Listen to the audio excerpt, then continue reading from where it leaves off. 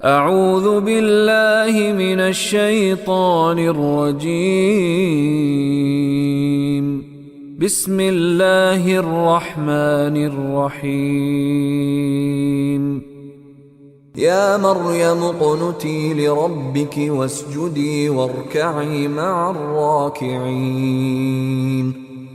یا مریم، اے مریم، اقنتی، یہ اصل میں کلمت ہوتا قانتا یقنتو، قنوتاً۔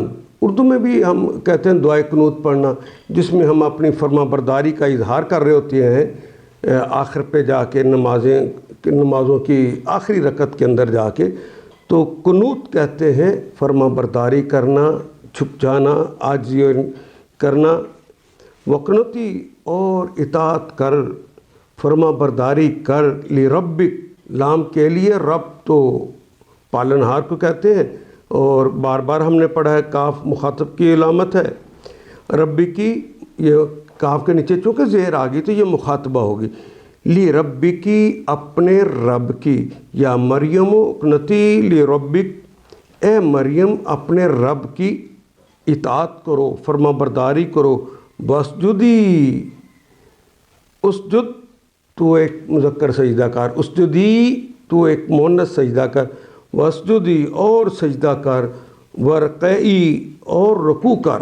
اردو میں استعمال کرتے ہیں سجدہ بھی، رکوع بھی، اور ماں کا کلمہ بھی اردو میں استعمال کرتے ہیں، ماں اہل و عیال تشریف لائیے، اہل و عیال کے ساتھ تشریف لائیے، ورکعی اور رکوع کرو ماں ساتھ، الراکعین، سارے رکوع کرنے والے لوگوں کے ساتھ۔ یا نون تو جمع کی علامت اور الف لگ گیا، وہ سارے کے سارے لوگ جو کہ رکوع کر رہے ہیں۔ اے مریم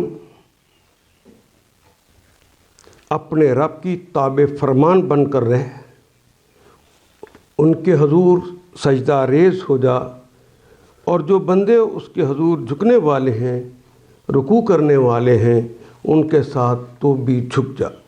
ان آیات کو ایک دفعہ پھر تلاوت خود کیجیے، عربی مبین پڑھتے ہوئے دیکھیے، کیا بات پوری اندر اتر رہی ہے؟ کیا یہ اردو کے سانچے میں ڈھلتی گئی ہیں عبارتیں؟ اگر بات سمجھ آنی شروع ہو گئی تو الحمدللہ یہی ہمارا ہدف ہے، اور یہ ہدف پورا ہو گیا۔ اللہ میرا اور آپ کا حامی و ناصر۔